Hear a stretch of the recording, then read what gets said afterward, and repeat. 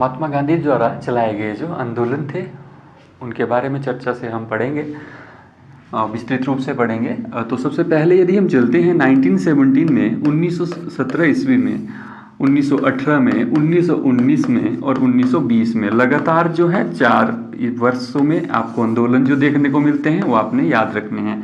साथ में याद रखना है इन चारों आंदोलन के समय भारत के जो वायसराय थे वो कौन थे? लॉर्ड चैम्सफोर्ड थे। कौन थे? लॉर्ड चैम्सफोर्ड थे। ठीक है, यहाँ से क्वेश्चन जो पेपर में बनते हैं। अब ये चारों आंदोलन यहाँ से कंप्लीट हो जाएंगे। ठीक है, यहाँ से डिटेल से क्वेश्चन पढ़ेंगे तो किस किस सन में कौन कौन सा चलता है उसके बाद भी आगे चलकर सारे पढ़ते हैं। 1917 ईस्वी में चंपारण एक जगह है बिहार में, आप सबको पता है बिहार में है, और पश्चिमी बिहार में नेपाल के साथ एक बॉर्डर के साथ एक एरिया है, वहाँ पर चंपारण है। और चंपारण जो है यहाँ पर राजकुमार जी एक होते हैं किसान, वो महात्मा गांधी जी को आग्रह करते हैं बहुत ज़्यादा बार कि आप वहाँ पर आइए और वहाँ पर जो कई वर्षों से चली आ रही जो प्रथा थी, 3 कठिया प्रणाली जिसको कहते थे, 3 कठिया प्रणाली, उसको ख़त्म करना था। कौन सी थी वो? 3 कठिया। ठीक है, 3 कठिया, 3 कठिया प्रणाली। ठीक है, 3 कठिया प्रणाली जो थी वो क्या थी? 3 कठिया प्रणाली, इसमें क्या किया जाता था कि किसी के पास जितनी भी भूमि है, किसी भी जिम्मेदारी प्रथा थी उस समय, और जितनी भी उनके पास ज़मीन थी उस ज़मीन की 1/3 हिस्से पर आपको क्या लगाना पड़ेगा? जो है वो नील की खेती जो है वो करनी पड़ेगी। ठीक है, तो और उसमें और जो नील की खेती होगी उससे उसको किसको देना है? वो कच्चा माल आपने अंग्रेजों को व ब्रिटिशों को देना है, और वो कम दामों पर ब्रिटिश जो वहाँ पर जो उसको लेते थे। ठीक है, तानाशाही करते थे। ठीक है, यही कर। और नील की खेती यदि ज़्यादा किसी ज़मीन पर एक बार होती है तो जो भूमि है ऊसर हो जाती है। ठीक है, उपजाऊ नहीं रहती है, बंजर भूमि बन जाती है कुछ समय के बाद। तो इसमें परेशानी आ रही थी, ठीक है, चंपारण के लोगों को। तो इसलिए राजकुमार जी ने किसको बुलाया? महात्मा गांधी को बुलाया। 1917 में ये महात्मा गांधी का पहला सत्याग्रह था, ये भी क्वेश्चन याद रखना है। चंपारण में, ठीक है, 3 कठिया प्रणाली को खत्म किया। 5 दिन तक ये इन्होंने आंदोलन, ये सत्याग्रह चलाया, और 5 दिन के बाद जो है ब्रिटिशों को ये मांगे इनकी माननी पड़ी थी, इनकी मांगी माननी पड़ी, और वहाँ से जो कई वर्षों से आ रही जो प्रथा थी उसको ख़त्म कर दिया गया था। 3 कठिया प्रणाली या 3 कठिया पद्धति को, और इसको चंपारण सत्याग्रह के नाम से जाना जाता है। चंपारण सत्याग्रह क्यों फेमस है? क्योंकि ये महात्मा गांधी का भारत में पहला सत्याग्रह था। ठीक है, उसके बाद 1918 में गुजरात में एक जगह है खेड़ा। ठीक है, 1980 में खेड़ा एक जगह है गुजरात में, क्या नाम है इस जगह का? खेड़ा, और एक खेड़ा सत्याग्रह के नाम से जो है जानी जाती है। तो खेड़ा सत्याग्रह जो है वो किसके लिए हुआ था? या भू राजस्व के लिए हुआ था। हुआ क्या था कि खेड़ा में 1918 में सूखा आया था, सूखा पड़ गया था। सूखा पड़ जाने से जो फसल जो है नहीं हुई थी उस समय, और इसमें भी क्या दिया जाता था? ब्रिटिशों को कर दिया जाता था।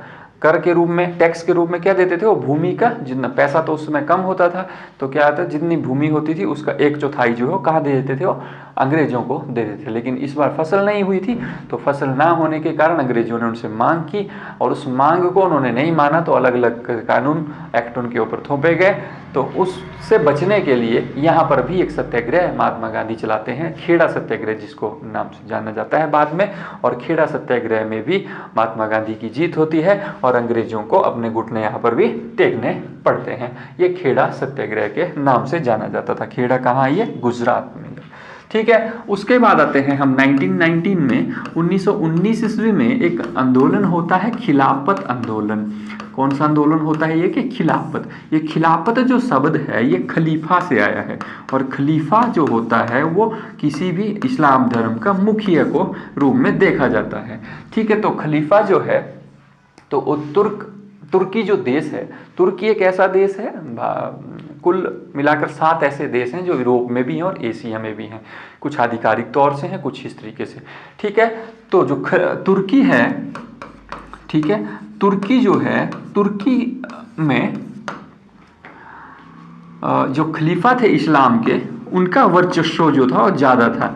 ठीक है, और आधे से ज़्यादा जो यूरोप और कुछ अफ्रीकी एरिया जो है, कुछ एशिया के एरिया है, उन पर ये राज करते थे, और इस्लाम इनको मानते थे कि यह हमारे क्या हैं? धर्म के रक्षक हैं। ठीक है, अंग्रेजों ने उनके लिए अलग अलग एक्ट और अलग अलग कानून बनाए जिनसे उनका वर्चस्व क्या हो जाए? कम हो जाए, उनके वर्चस्व को कम देखते हुए आप भारत में देखेंगे तो भारत के मुस्लिम जो थे वो भी अंग्रेजों के खिलाफ हो गए थे, और उनके खिलाफ जो आंदोलन चलाया गया था जिसमें महात्मा गांधी भी शामिल होते हैं, और कौन सा आंदोलन चलाया जाता है, वो खिलाफत आंदोलन।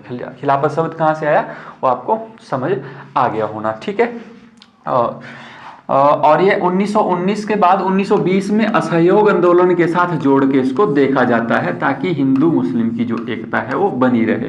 तो 1920 में जो होता है 1920 ईस्वी में असहयोग आंदोलन जो शुरू होता है, ठीक है, कि कॉपरेट आपने किसको नहीं करना है, ब्रिटिश को नहीं करना है, उनके कानूनों को लेकर, चाहे उनके कर देने की व्यवस्था हो, किसी भी तरीके से उनको कॉपरेट हमने नहीं करना है, पूर्णतः रूप से हमने स्वदेशी को क्या करना है, वो अपनाना है, ठीक है। तो 1920 ईस्वी में असहयोग, नाम से ही पता लग रहा है कि हमने सहयोग नहीं करना है, किसको नहीं सहयोग करना है, ब्रिटिश को, ठीक है। तो असहयोग आंदोलन महात्मा गांधी के द्वारा जो चलाया जाता है 1920 ईस्वी में, ठीक है, और पूर्णतः रूप से प्रतिबंधित कर दी जाती हैं विदेशी जितनी भी चीजें थी, उनका बहिष्कार करना इसका मेन मोटिव था, ठीक है। और लेकिन ये 1922 की ये घटना होती है 4 फरवरी को, 4 फरवरी 1922 की ये घटना होती है। चौरा चौरी नामक की घटना सबने सुनी है, आपने बढ़िया पढ़ी हुई है। तो चौरा चौरी नामक स्थान जो था वो गोरखपुर, उत्तर प्रदेश के गोरखपुर में था, वहां से ये घटना होती है। और इस घटना में जो है 22 जो पुलिसकर्मी थे और 3 जो नागरिक थे वो मारे गए थे, जिंदा उनको जला दिया गया था थाने में। 22 ब्रिटिश पुलिसकर्मी थे, वो कौन थे, 22 ब्रिटिश पुलिसकर्मी, ठीक है।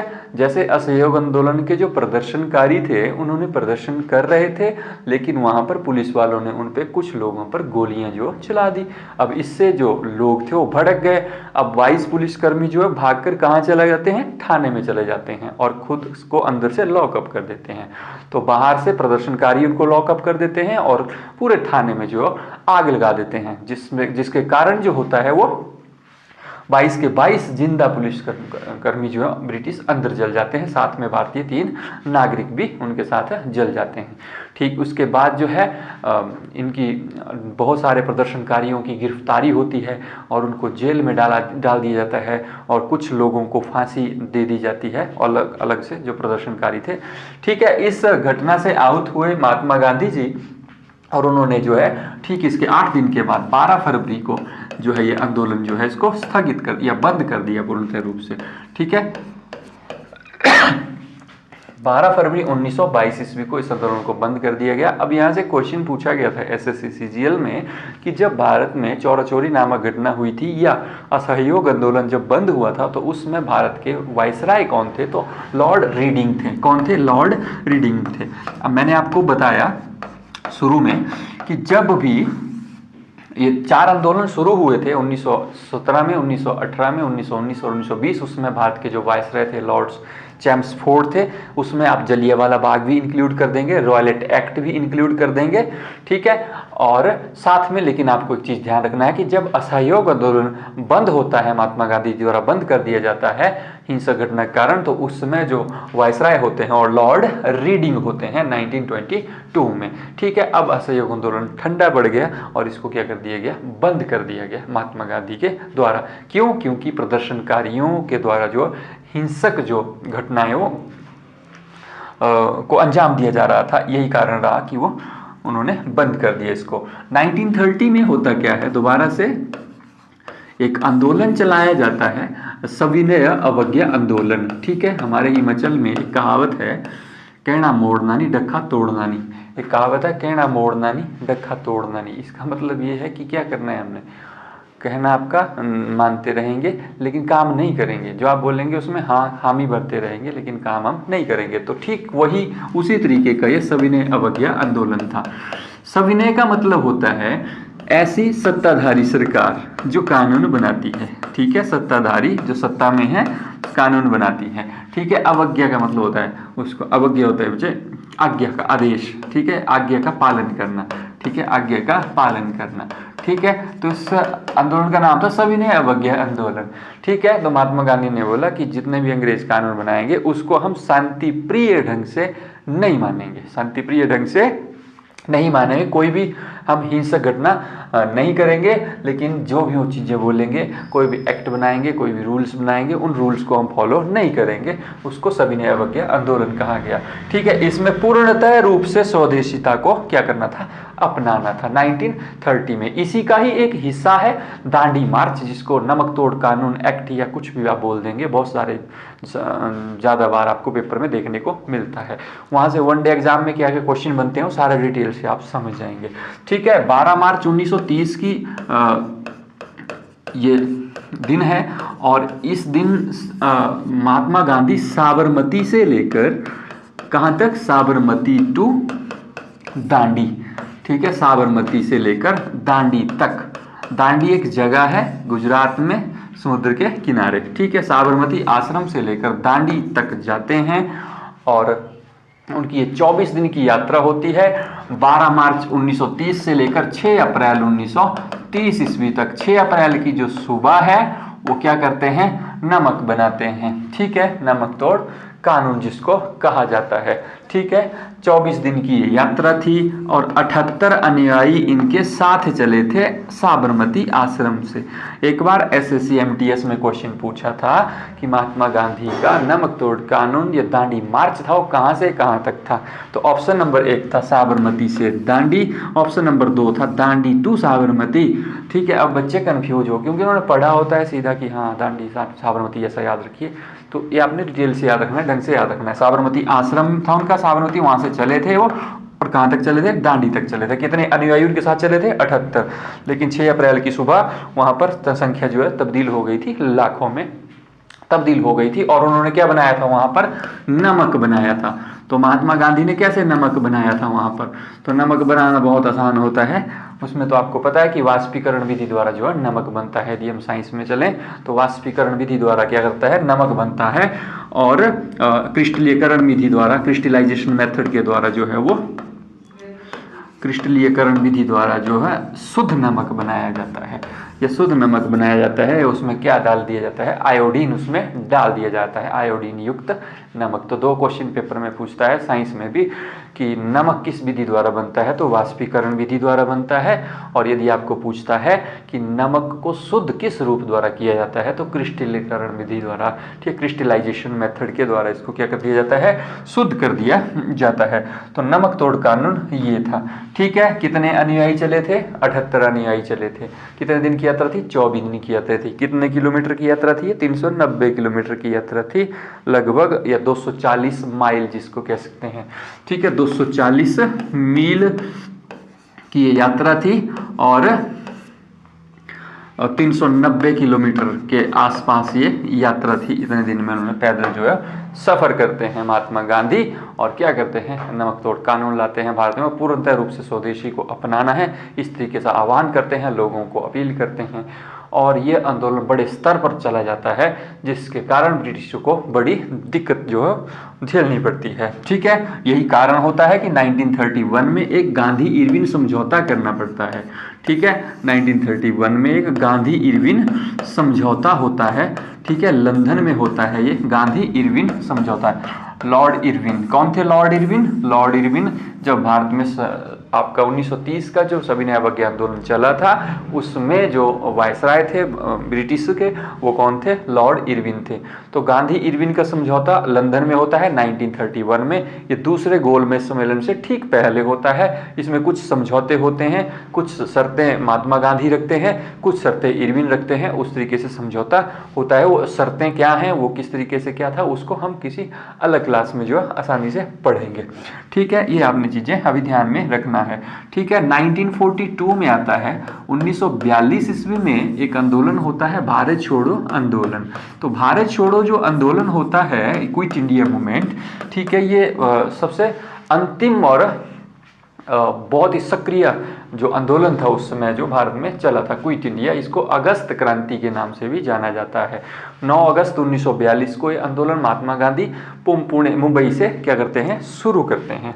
ठीक है, मुंबई से शुरू करते हैं। तो इसमें को नारा देते हैं डू एंड डाई, करो या मरो नारा देते हैं।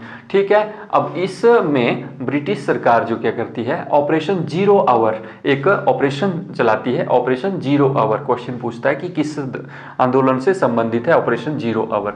तो ऑपरेशन जीरो आवर जो है भारत छोड़ो आंदोलन से संबंधित है। और क्या है ये, इसमें जितने भी क्रांतिकारी थे, जितने भी प्रदर्शनकारी थे, जो भारतीय छोड़ो इस आंदोलन में जो थे एक्टिव थे, सक्रिय थे, उन सबको क्या करना था, जेल में भेजना था। ठीक है, ये ठीक उसी तरह रॉयलेट एक्ट की तरह था, नो वकील नो अपील नो दलील, ना वकील मिलेगा, ना ही आपकी दलील अर्जी सुनी जाएगी, और ना ही आपको क्या दी जाएगी, कोई वकील दिया जाएगा। ठीक है, नो वकील नो दलील नो अपील, हाँ कोई भी आपको उसमें दलील नहीं दी जाएगी, मतलब आपको छूट नहीं दी जाएगी, बोलने का मतलब ये है। ठीक है, इसी घटना के दौरान पुणे का एक कैसा महल है वो, आगा खां महल। ठीक है, आगा खान महल, आगा खां महल, आगा खां पैलेस इसको कहते हैं।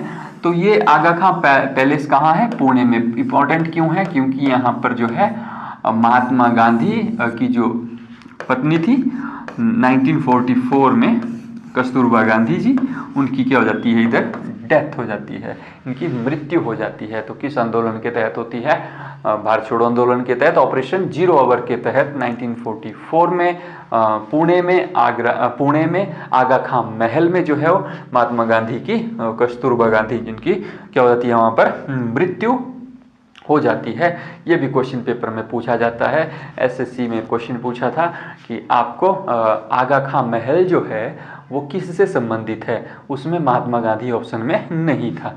तो महात्मा गांधी ऑप्शन में नहीं था, तो उसमें ऑप्शन में कौन था, कस्तूरबा गांधी, क्योंकि कस्तूरबा गांधी की क्या हो गई थी, इधर डेथ हो गई थी। ठीक है, 1944 ऑपरेशन जीरो आवर क्या था, ये आपने ध्यान में रखना है। और इस समय भारत के जो वायसराय थे वो कौन थे, लॉर्ड लिनलिथगो। कौन थे, लॉर्ड लिनलिथगो, ये भारत के क्या थे, वायसराय थे। वायसराय से रिलेटेड जो है वो क्वेश्चन पूछे जाते हैं। इसकी एक अलग से क्लास है जो कम से कम 40 से 50 मिनट की क्लास लगेगी।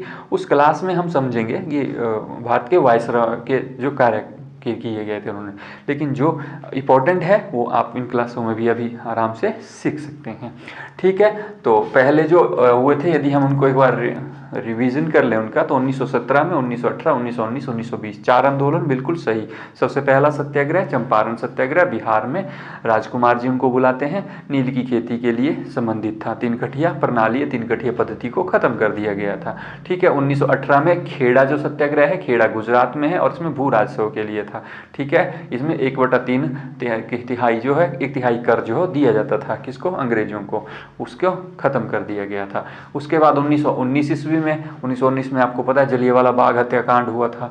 उसके बाद रॉयलेट एक्ट, इस तरीके की घटनाएं हुई थी। ठीक है, तो लेकिन एक घटना और भी थी, क्या थी उस घटना का क्या, महात्मा गांधी के उसमें देखें तो खिलाफत आंदोलन हुआ था। खिलाफत कैसे शब्द आया, कहाँ से आया, तो ऑटोमन साम्राज्य जो है तुर्की में, ऑटोमन साम्राज्य होता है जो खलीफाओं द्वारा चलाया जाए पूरे इस्लाम को कवर करने के लिए। ठीक है, तो उनमें पूरे इस्लाम खलीफाओं को मान दे, एक ही आदमी को मानेंगे खलीफा, जो बोल देंगे गुरु, एक हिसाब से हम बोल सकते हैं। ठीक है, तो उनका वर्चस्व कम करने के लिए अलग अलग से एक्ट और अलग अलग से कानून जो है अंग्रेज बनाते हैं, इसलिए जो है खिलाफत आंदोलन जो है अंग्रेजों के खिलाफ किया जाता है। 1920 में असहयोग आंदोलन चलता है, पूरी तरीके से आपको समझा दिया। 1930 में सविनय अवज्ञा आंदोलन चलता है, और उससे 1934 में असविनय अवज्ञा आंदोलन पूर्णतः रूप से बंद हो जाता है। वैसे तो गांधी इरविन समझौते से ही 1931 में खत्म हो जाता है, लेकिन इसको कागजी रूप में, आधिकारिक रूप में जो 1934 में बंद कर दिया जाता है। 1942 में ऑपरेशन जीरो आवर या भारत छोड़ो आंदोलन, इसको क्विट इंडिया मूवमेंट ये चलती है, इसको भी पूर्णतः रूप से बंद कर दिया जाता है। फिर कब, जब भारत जो है आज़ाद हो जाता है। ये काफ़ी इंपॉर्टेंट चैप्टर था, और आपको उम्मीद करता हूँ कि आसानी से याद हो गया होगा।